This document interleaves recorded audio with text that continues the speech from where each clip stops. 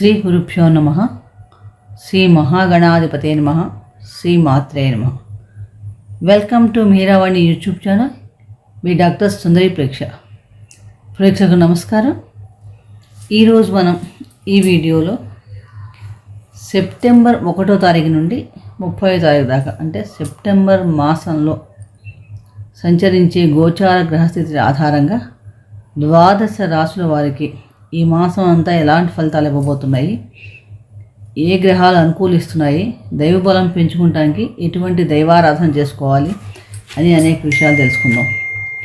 మాస ఫలితాలకు వెళ్ళే ముందు మనం ఈ మాసంలో వచ్చే 4వ తారీఖు నుంచి వచ్చే భాద్రపద మాసం విశిష్టత కూడా తెలుసుకునే ప్రయత్నం చేద్దాం. ఎందుకంటే ఈ భాద్రపద మాసం చాలా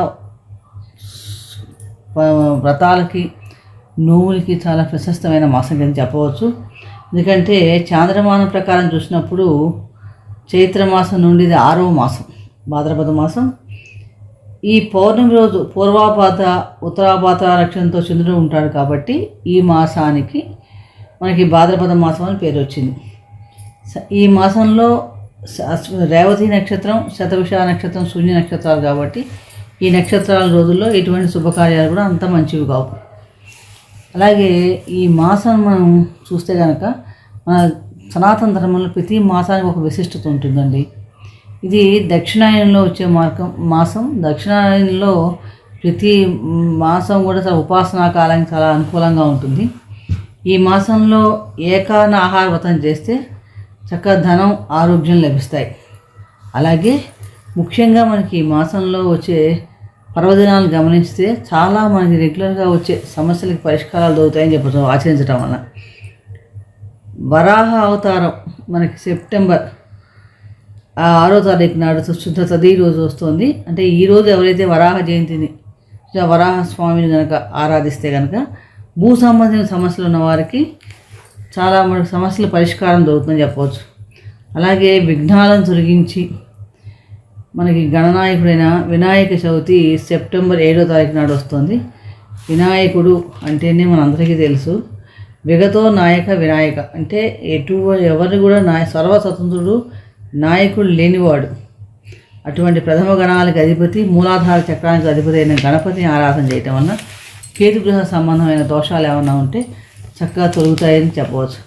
అలాగే స్త్రీలకు రజోదోషాన్ని తొలగించే ఋషి పంచమి వ్రతం సెప్టెంబర్ 8న వస్తుంది. ఇది ఎవరైతే ఆచరిస్తారో వాళ్ళకి గర్భ సంబంధమైన దోషాలు తొలగటంలో చాలా ఉపయోగకరంగా ఉంటుంది. అలాగే దశావతారం 4వ అవతారమైన వామన అవతారం శుక్ల ద్వాదశి సెప్టెంబర్ 15వ రోజు ఆచరించడం వలన సర్వత్రా విజయం లభిస్తుందని చెప్పవచ్చు. అలాగే ఈరోజు ఎవరైనా బ్రాహ్మణులకి పెరుగు దానం చేయటం వల్ల కూడా చాలా మంచి ఫలితాలు పొందుతారు. శుక్ల చతుర్దశి అనంత పద్మనాభ స్వామి వ్రతాన్ని ఆచరించడం అంటే సెప్టెంబర్ 17వ తారీఖు నాడు చేయటం వలన దారిద్ర్య దుఃఖబాధలు తొలగుతాయి, ఐశ్వర్యం లభిస్తుంది. భాద్రపద పౌర్ణమి నుండి 15 రోజుల పాటు మహాళయ పక్షాలు పితృదేవత ఆరాధనకి చాలా విశిష్టమైన దినాలు. ఈ రోజుల్లో ఎవరైతే పితృదేవతలు ఆచరిస్తారో, తర్పణాలు వదులుతారో వారికి వంశాభివృద్ధి కలుగుతుంది. వివాహం కాని వారికి వివాహాలు జరుగుతాయి. ఇంట్లో పిల్లలకి సంతాన సౌఖ్యం కలుగుతుందని కూడా మనకు తెలుస్తుంది. ఈ రకంగా ఈ మాసం అంతా కూడా అంత విశిష్టమైన మాసం. మనకి ఈ భాద్రపద మాసం సెప్టెంబర్ 4వ తారీఖు నుంచి ప్రారంభమవుతుంది. చివరి దాకా కూడా ఈ మాసం ఉంటుంది. ఈ మాసాలతో ఈ పర్వదినాలతో పడి ప్రారంభిస్తూ కూడా మనం ప్రతి ఒక్క రాశి వారికి కూడా ప్రత్యేకంగా ఎటువంటి పరిహారాలు చేసుకోవాలి తెలుసుకుందాం రాశి వైజ్.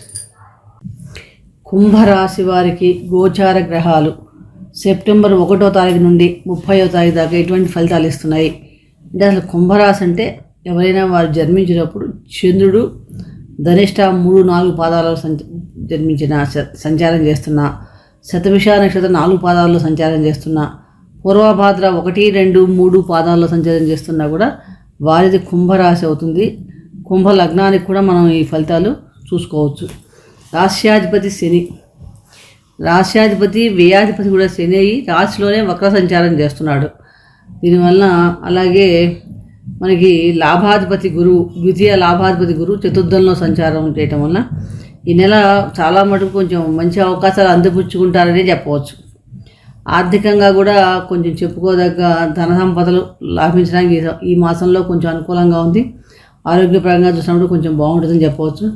ముఖ్యంగా చాలా కాలంగా పెండింగ్లో ఏం పనులైనా ఉంటే అవన్నీ చక్కగా పూర్తి చేస్తారని చెప్పవచ్చు. ఇక పంచమంలో తృతీయాధిపతి కుజ సంచారం చేయటం వల్ల విద్యార్థులకి ఏంటంటే ఒక్కొక్కసారి కొంచెం ఏకాగ్రత కాన్సన్ట్రేషన్ తగ్గడానికి అవకాశాలు ఎక్కువ ఉన్నాయి. అయినప్పటికీ కూడా పరాక్రమం ఛాలెంజ్గా సవాళ్ళని తీసుకొని ఎందుకు చేయలేము చేస్తామన్నది ఎదుర్కొనే తపన పెరుగుతుందని చెప్పవచ్చు ఈ మాసం సహజంగా.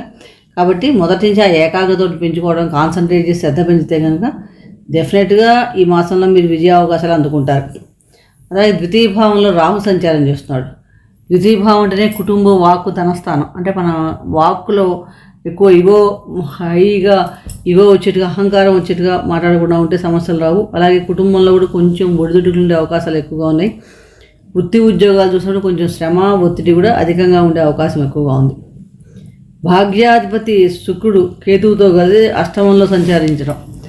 అష్టమంలో శుక్ర సంచారం బాగున్నప్పుడు కేతువుతో కలిసి సంచారం చేస్తున్నాడు. అంటే ఆర్థిక సంబంధమైన విషయాల్లో మీరు చాలా మటుకు జాగ్రత్తగా ఉండాలి. కుటుంబ సంబంధమైన విషయాల్లో కొత్త సవాళ్ళు ఛాలెంజెస్ వచ్చే అవకాశం కూడా మనకు అనిపిస్తుంది. అలాగే సప్తమ స్థానంలో రవి సంచారం స్వక్షేత్రంలో, శని రవులు ఇద్దరు కూడా సమసప్తకాల్లో మనకి కనిపిస్తున్నారు ఈ మాసంలో. దానివల్ల ఏంటంటే మీకు కొంచెం ఆ జీవిత భాగస్వామితో కానీ వ్యాపార భాగస్వామితో కానీ కొంచెం ఇబ్బందులు, కొన్ని సమస్యలు ఎదురయ్యే అవకాశం ఉంది. అలాగే కళాత్మక ఆరోగ్య విషయంలో కొంచెం జాగ్రత్తగా ఉండాలి. ఈ శని సమసప్తకంలో శని రవులు ఇద్దరు కూడా 30 ఏళ్ళకు ఒకసారి వస్తారు. ఇవి వచ్చినప్పుడు కొంచెం ఏంటంటే మనం అసలే ఆల్రెడీ సెకండ్లో రాకపోవడం వల్ల వాక్లో ఈగో రావడం కానీ, అనవసరమైన సమస్యలు ఇరుక్కోవడం కానీ ఇలాంటివన్నీ కనుక వీలైతే చేయకుండా ఉంటే కనుక చాలా మంచి ఫలితాలు వస్తాయని చెప్పవచ్చు. అంటే మొత్తం మీద కుంభరాశి వారికి కూడా ఏంటంటే ఏళ్ళనాటి శని ఒకటి నడుస్తుంది. రాశ్యాధిపతి శని వక్ర సంచారం చేస్తున్నాడు.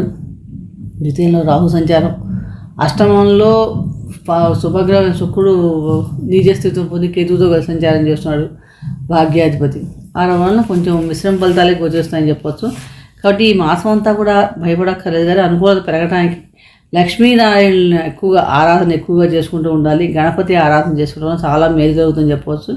అలాగే కుదిరితే కనుక మీరు గురువారం నాడు కానీ శనివారం నాడు కానీ నానబెట్టిన శనగలు లాంటివి ఏమైనా ఉంటే తీసుకెళ్ళి ఆ గోమాతకి తినిపించడం వల్ల కూడా చాలా మంచి ఫలితాలు ఉంటాయని చెప్పవచ్చు. అవి కుదిరినప్పుడల్లా మీరు ఏంటంటే శనిగ్రహానికి సూర్య నమస్కారాలు చేసుకోవడం, సూర్యారాధన చేసుకోవడం, అలాగే ఆరోగ్యం భాస్కరాది ఇచ్చేది అన్నారు కాబట్టి ఆ సూర్య భగవాన్ని ఆరాధన చేసుకుంటే ప్రభుత్వ సంబంధమైన కష్టాలు కానీ మనకి ఏమైనా ఇంట్లో అనారోగ్య సమస్యలు ఉన్నా ఇలాంటివన్నీ రాకుండా ఉంటాయి. ప్రతిరోజు కూడా చక్కగా సూర్య నమస్కారాలు చేసుకోండి, సూర్య ఆరాధన చేసుకోండి, చాలా మంచి ఫలితాలు పొందగలుగుతారు. మరొక రాశి గురించి మరొక వీడియోలో మనం తెలుసుకునే ప్రయత్నం చేద్దాం. ఈ వీడియో మీకు నచ్చినట్లయితే లైక్ చేయండి, షేర్ చేయండి, సబ్స్క్రైబ్ చేసుకోకపోతే సబ్స్క్రైబ్ చేసుకోండి. సర్వే జనా సుఖినో భవంతు, శుభం భూయాత్.